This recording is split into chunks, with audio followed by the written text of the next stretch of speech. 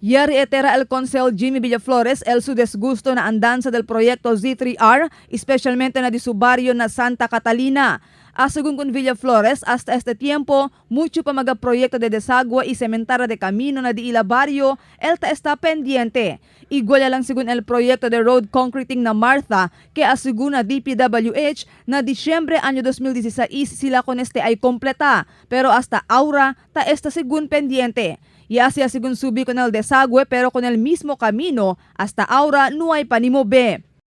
Bene sila ki, ya anda quebra-quebra ko ng camino in preparation na concreting de ese. Habla sila del December ese. Yeah, they talked to me last November.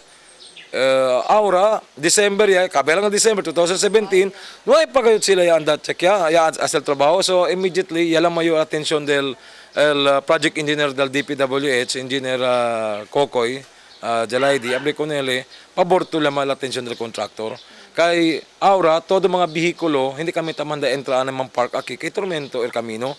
Pero hasta Aura na pa sila ase. Fuera con este, tiene también proyecto de desagüe na barrio Elia de Halanghantal hasta ahora el DPWH, el quien te implementa con el proyecto del Z3R. Peligroso también según este para con el mga pirmita usa con el camino por causa kay posible puede sila aksidenta na lugar. Según con Villaflores, ya PDL con el DPWH Secretary Mark Villar por medio de este staff para personalmente andamira con el proyecto del C3R, hindi lang na Santa Catalina, sino ng otro pa mga barrio donde tiene igual proyekto. A ver para pwede sila aktua si tiene man mga problema.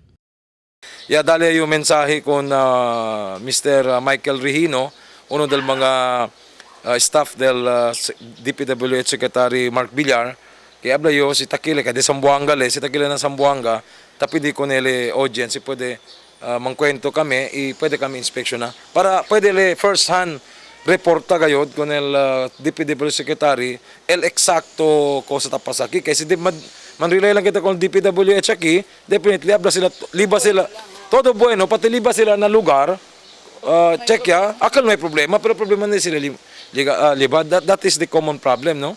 Kita, so C3R projects, mismo datong mayor, ta konsumiya. Marifita Mayo, Dateline Sambuanga.